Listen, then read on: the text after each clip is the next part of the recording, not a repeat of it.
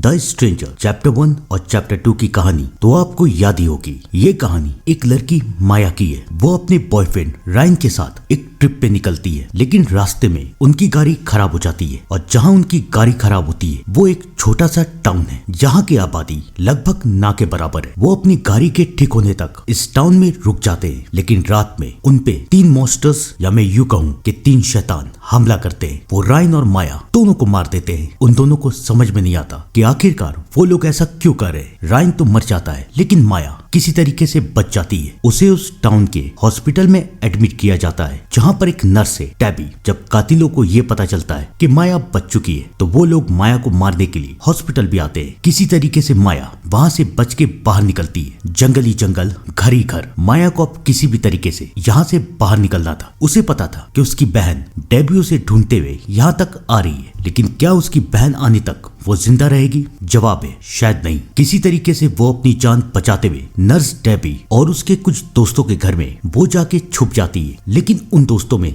Greg नाम का एक लड़का है, जिसे देख के माया को ऐसा लगता है कि शायद ये उन शैतानों में से एक है। लेकिन इससे पहले उसका शक यकीन में बदल जाता। ग्रेग वहाँ से चला जाता है और कुछ देर के बाद वो कातिल वहाँ आके डेबी और उसके दोस्तों को भी मार देते हैं। उनका निशाना है सिर्फ और सिर्फ माया। माया किसी तरीके से बचती है, लेकिन एक कातिल उसके पीछे पड़ जाती है। अपनी जान बचाने के लिए माया उस कातिल को मार देती है और यहाँ पर होती है चैप्टर 2 की कहानी खत्म। लेकिन अब क्या होगा आगे? क्या माया बच पाएगी और क्यों ये लोग सबको मार रहे हैं? आइए जानते हैं, क्योंकि अब शुरू होगी द स्ट्रेंजर 3 की कहानी। उस कातिल को मारने के बाद माया जंगल में छुप जाती है और वो ये देखती है कि उसके दोनों साथी वहाँ पर आ चुके हैं। वो उसका मास्क उतारते हैं और उस मास्क के नीचे और कोई नहीं बल्कि होटल में काम करने वाली एक लड़की शैली है। स्क्रेक्रो शैली से बहुत प्यार करता था, क्योंकि शैली ने ही स्क्रेक्रो को एक सीरियल किलर बनाया था। डिटेल में कहानी जानने के लिए द स्ट्रेंजर 1 और 2 का फुल वीडियो देखिए, वो चैनल पे अवेलेबल है। अपने साथी को मरा हुआ देख के स्क्रेक्रो को बहुत गुस्सा आता है। वो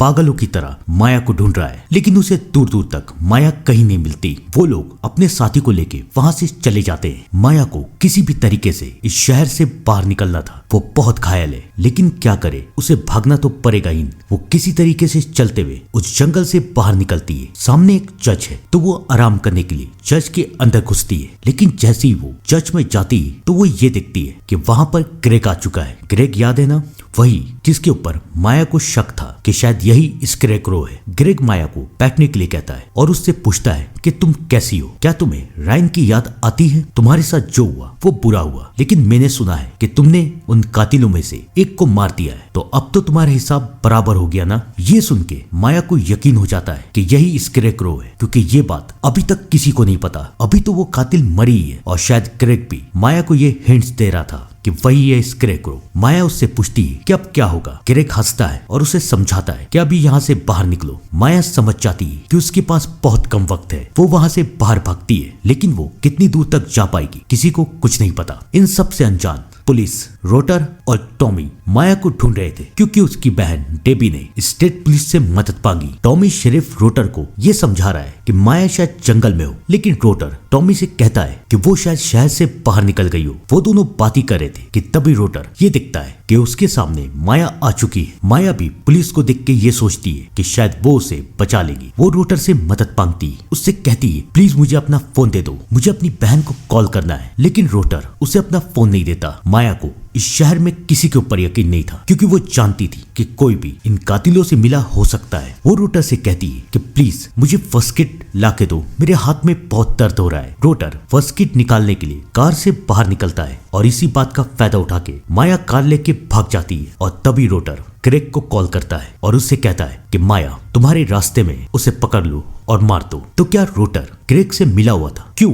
कहानी हमें पास की तरफ लेके जाती है। चैप्टर 2 में हमें दिखाया गया था कि जब शैली और ग्रेग पहली बार स्कूल में मिले थे तो उन्होंने एक तमारा नाम की लड़की को मार दिया था। इसी चलते दोनों के ऊपर केस हुआ, लेकिन उन दोनों के खिलाफ कोई भी सबूत नहीं मिला, क्योंकि रोटर ग्रेग का बाप था और दोनों के दोनों बच गए। तब से लेकर अब तक शैली ग्रेग से कहती थी कि चलो हम सबको मार देते हैं, और शैली ने ही ग्रेग को एक सीरियल किलर बना दिया था। और ये बात जब रोटर को पता चली तो उसने ये फैसला किया कि वो अपने बेटे को बचाएगा, लेकिन उसने अपने बेटे के सामने एक शर्त रखी कि तुम्हें जिसे मारना है उसे मार दो, लेकिन वो इंसान इस शहर का नहीं होना चाहिए। इसलिए जब कोई भी इस शहर में घूमने आता तो क्रेग, शैली और उनकी साथी वो तीनों मिलके उसे मार देते। अब समझ में आया कि क्यों इस शहर में आने वाले लोग गायब हो जाते, जबकि इस शहर का कोई भी इंसान इस शहर से गायब नहीं होता। तब से लेकर अब तक रोटर अपने बेटे को बचा रहा था और अब तो क्रेग का शिकार माया है। माया कार लेके शहर से बाहर निकलने की कोशिश करती है, लेकिन उसका एक्सीडेंट हो जाता है और इसी वक्त क्रेग और उसके साथी माया को पकड़ लेते हैं और वो अब माया को लेके अपने अड्डे पे जा रहे। आगे क्या होगा? क्या ये लोग माया को मार देंगे? पता नहीं। अगली सुबह हमें ये देखने को मिलता है कि फाइनली माया की बहन टेबी, उसका पति हॉवर्ड्स और उनका बॉडीगार्ड मार्कस इस शहर में आ चुके हैं। वो उसी रेस्टोरेंट में जाते हैं जहाँ से ये कहानी शुरू हुई थी। मैं बार बार कह रहा हूँ कि चैप्टर 1 और चैप्टर 2 की कहानी जाके देख लीजिए, वो चैनल पे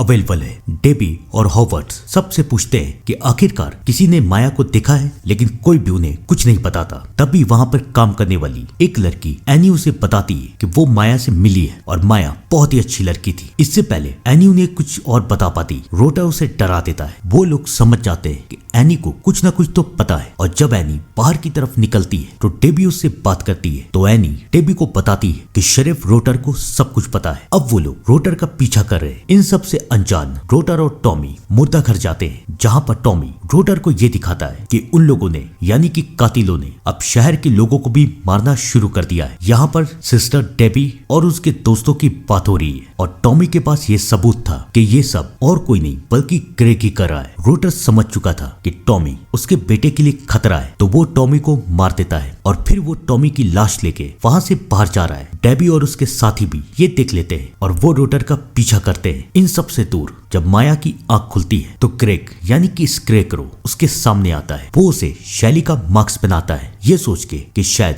माया शैली की जगह ले सके, लेकिन माया उसे मना कर देती है। लेकिन क्रेग ये फैसला कर चुका था कि उनकी तीसरी साथी शैली की जगह और कोई नहीं बल्कि माया ही लेगी। इन सब में से आप लोग एक बात भूल रहे हैं, शैली और क्रेग के बारे में तो हमें पता चल गया, लेकिन उनकी एक और मेंबर थी टॉलफेस।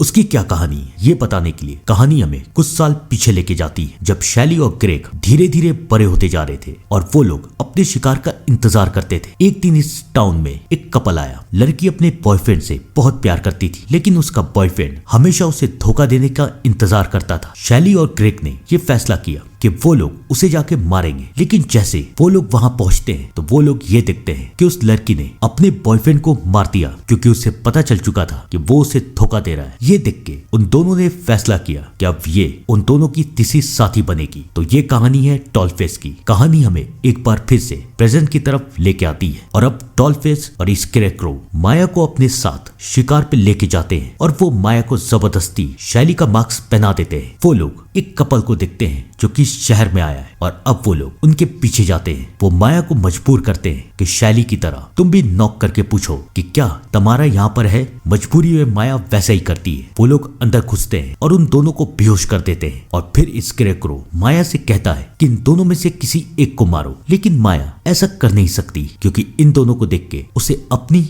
और रायन की कहानी याद आ रही है। वो गुस्से में आके टॉलफेस को मार देती है और ये देख के स्क्रेकरो को बहुत अच्छा लगता है, क्योंकि अब उसे यकीन होता जा रहा है कि माया भी उसी की तरह है। स्क्रेकरो लड़के को मारता है और माया के हाथों लड़की को मार देता है। अब माया, जिसे कुछ समझ में नहीं आ रहा था कि वो इंसान है या फिर शैतान, वो बिल्कुल बेसुध हो चुकी थी। स्क्रेकरो उसे लेके जाता है और तभी उसके पापा का कॉल आता है। वो उन्हें बताते हैं कि माया की बहन उसका पीछा कर रही है। तो वो माया की बहन को लेके स्क्रेकरो के पास आ रहे। अब स्क्रेकरो को उसका नया शिकार मिल चुका था। इन सब से अनजान टेबी, मार्कस और हॉवर्ड्स रोटर का पीछा करते हुए एक जगह पहुंचते हैं। मार्कस हॉवर्ड्स और टेबी को एक ट्रॉली में बंद करके रोटर के पीछे जाता है, लेकिन रोटर को तो सब कुछ पहले से ही पता था। वो मार्कस को मार देता है और अब स्क्रेकरो हॉवर्ड्स और टेबी को मारने के लिए आता है। वो दोनों बेचारे बचने की बहुत कोशिश करते हैं, लेकिन जो होता था वही हुआ। स्क्रेकरो ने दोनों को मार दिया। माया की आंख के सामने उसकी बहन मर जाती है और माया